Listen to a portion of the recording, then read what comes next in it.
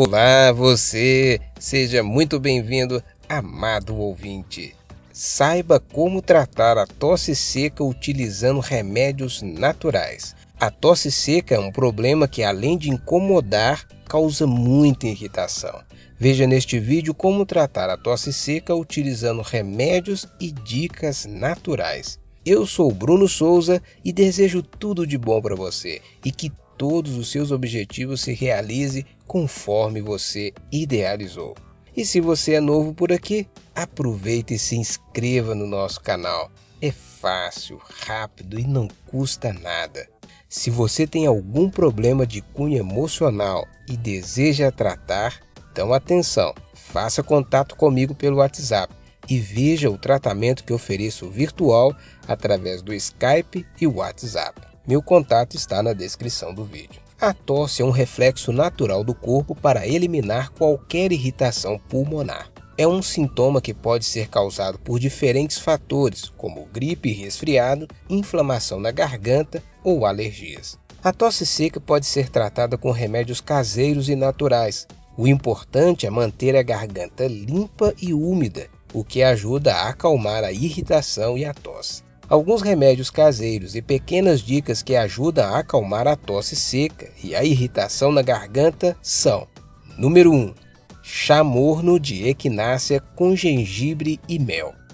Ingredientes: 2 colheres de chá de raiz ou folhas de equinácea, 5 centímetros de gengibre fresco, 1 litro de água fervente.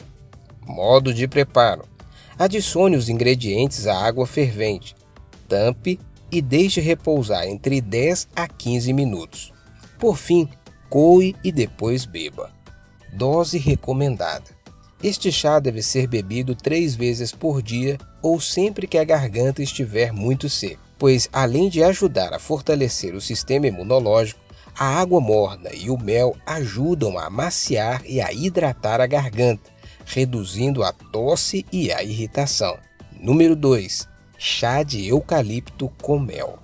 Ingredientes: 1 colher de chá de folhas picadas de eucalipto, 1 xícara de água fervente, 1 colher de sopa de mel. Modo de preparo: numa xícara coloque as folhas de eucalipto, o mel e cubra com água fervente. Deixe repousar por 15 a 10 minutos e coe. Dose recomendada: este chá pode ser tomado 3 a 4 vezes por dia. Além destas 2 receitas, você também pode utilizar as inalações e banhos de vapor, que é outra ótima opção para tratar as irritações pulmonares e a tosse. Estas podem ser feitas adicionando extrato de própolis ou óleo essencial de eucalipto à água.